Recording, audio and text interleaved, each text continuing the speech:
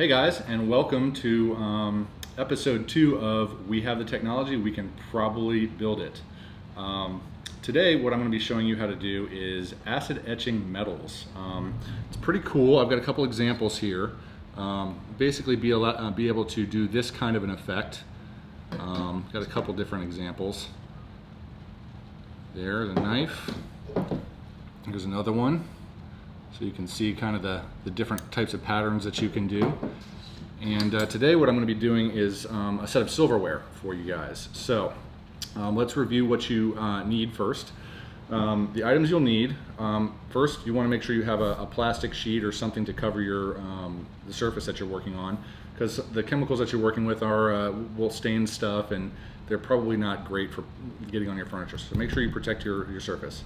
You're going to obviously need whatever your item is that you're going to etch. I'm going to be doing a silverware set. I've got the other pieces off to the side because I've already prepped them a little bit.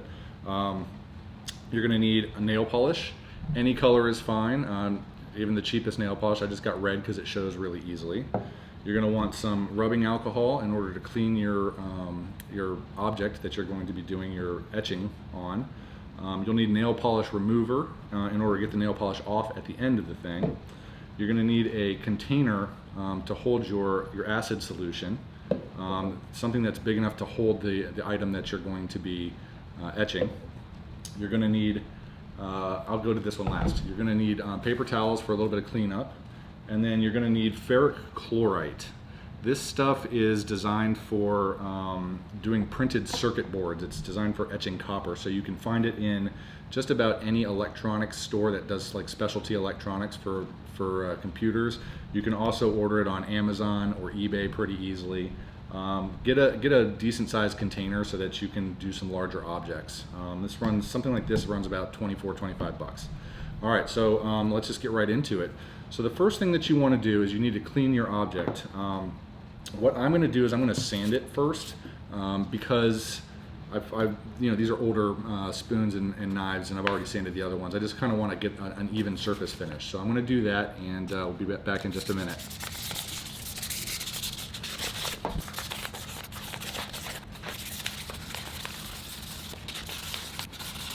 All right.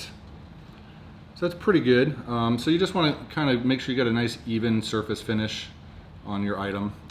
I'm using 800 grit sandpaper. It's a fairly fine grit. You don't want to use anything too harsh because you can really scratch this stuff up. But you can use a little bit more abrasive than this, or even less abrasive if you want to end up with like a polished surface. You can use some like maybe 1200 grit or something like that.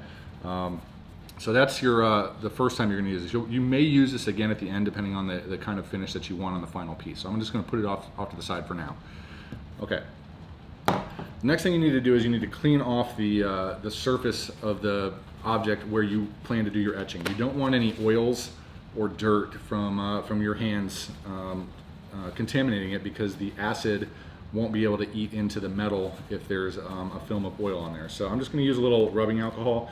You can probably use nail polish remover, like acetone's probably just fine. I just like to use this because it's a little less fumes, a little easier to deal with. So what I'm going to do is just clean off the entire surface of the area I'm planning to etch. I'm not going to do the whole spoon. I'm just going to do the handle. So I'm just going to clean the handle of the spoon right now.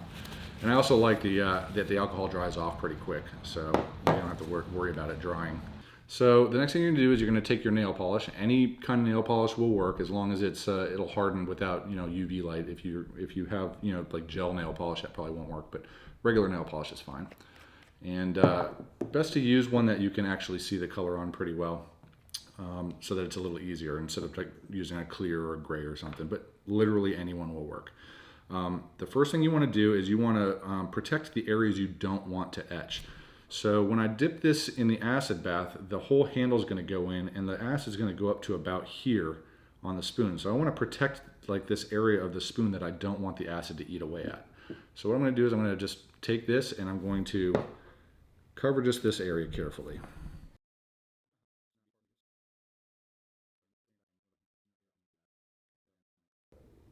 You want a solid 3/4 of an inch to 1 inch of coverage just to be safe.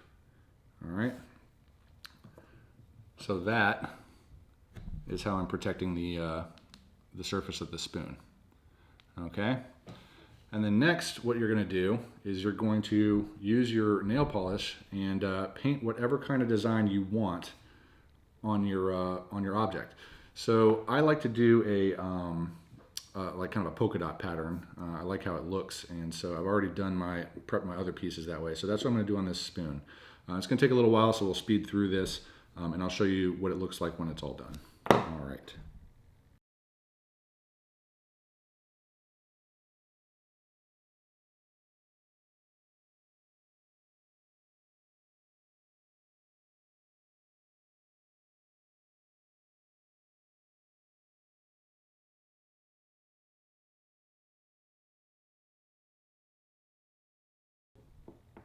Pretty good. Okay, so all done. So this is what it looks like after I've done the pattern on it. So now what you got to do is just wait for this to dry. So I'm going to go set this down somewhere for it to dry, and I'll be right back. There it goes. Good. So I'm just using a book back there to hold the end of the spoon. All right. So like I said, I've already prepped a few items earlier. So you can see I have a knife that's been done in the same pattern, and also a fork that I've done in the same pattern. So now we'll get on to the acid etching part. So what you're going to need for this is your container. The best thing you can do is you want to use a plastic or a glass container. You don't want to use metal, because metal will corrode, obviously, but plastic or glass should be fine. The chemical that you're using, this ferric chloride, is not super duper caustic. Like if you get it on your hands, it's not going to hurt you, but you don't want to leave it on your hands long term. But it will eat through metals, so you want to make sure your container is made out of plastic or glass or something that's non-metallic. What I like to do is take my object and drop it in and mark where I need. You can see I've got a couple marks on the glass here. Mark where I need to fill to in order to submerge the item that I'm going to etch. So this one, I've got a line that goes right about in the middle of this area right here on the knife, and that's where I'm going to fill my ferric chloride in. So just be careful when you pour this stuff. Like I said, it's not too bad. You know, it'll eat away at metal, but it doesn't really burn your skin or anything if you get a little bit on you. Just don't let it sit there for very long. Go wash it off. I'm just going to pour a bunch of this stuff in. I've used this, and you can reuse this stuff over and over again. I've used this a number of times. I'm going to go just below that line so that I've got a little bit of room. As you can see, it's very dark brown material, liquid, so it will stain surfaces if you get over drips. As you can see, a nice light color. So you want to be careful of that. Once you've got your acid in the thing, all you got to do is drop your object in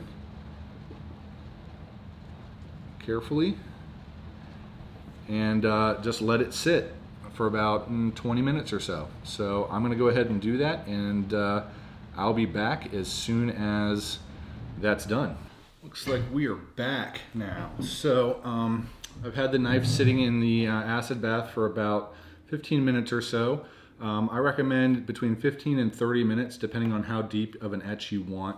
I'm just going to do 15 on these guys for now. So you want to grab your paper towels and some water here to help clean it off. So I'm going to pick that guy up, and you'll see that the metal has gotten a lot darker where it has been etched. So first thing I'm going to do is try and rinse off as much of this acid, they call it a mordant, as I can in this water, and kind of clean it off so that I've got a nice clean item here. Okay, so you've done your etching, and matter of fact, I think I want to etch it for another 15 minutes. So I'm going to drop it back in here, and we'll be back in a few more minutes.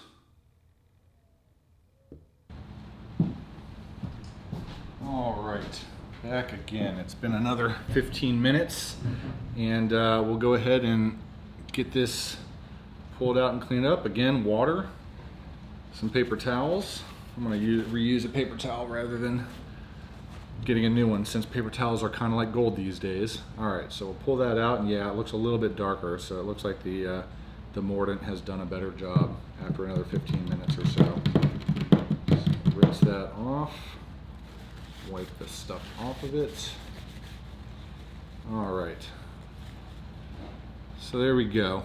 It's been about 30 minutes in the bath. So now we need to clean all of the, I'll move this out of the way, clean all of the nail polish off of here to see what it looks like. So use your nail polish remover, your acetone, and we're just going to go ahead and clean all of this nail polish off of here.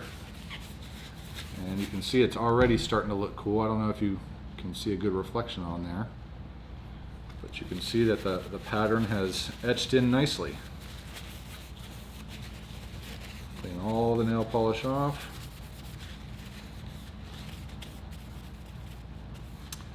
Look how cool.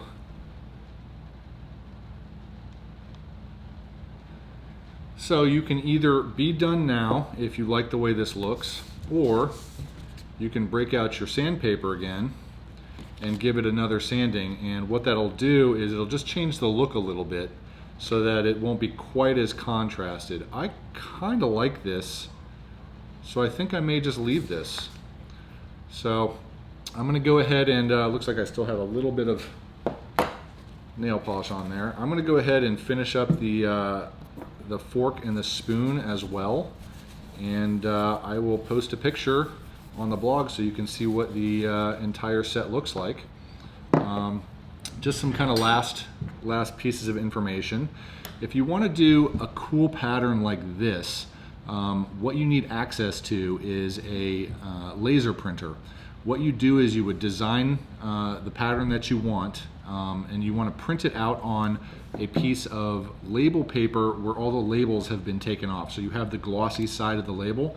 If you print on that and mirror image it so that when you apply it, it's mirrored. And then what you do is you take your object and you put that piece on, and then you hit it with an iron, and then pull the iron off, let it cool, and then peel the paper off, and your pattern will stick to the object.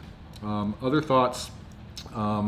This particular mordant, this ferric chloride, this stuff, will only etch copper, brass, nickel, silver, which I think it'll do like your sterling silver and stuff like that, and stainless steel.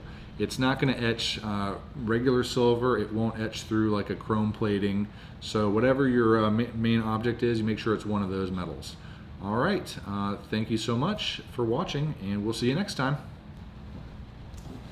Hey guys, I just wanted to do one quick little follow-up at the end. I'm shooting this myself with no help here, so trying to remember everything's a little tricky. I wanted to talk about safety as well. When you're working with this chemical, it's not particularly dangerous, but it's not a bad idea to wear gloves and eye protection in case this stuff splashes. I'm pretty careful with it. I've worked with it a few times, so that's why I didn't wear it, because I'm very familiar with this stuff. But your first time out, it's probably a good idea to wear that.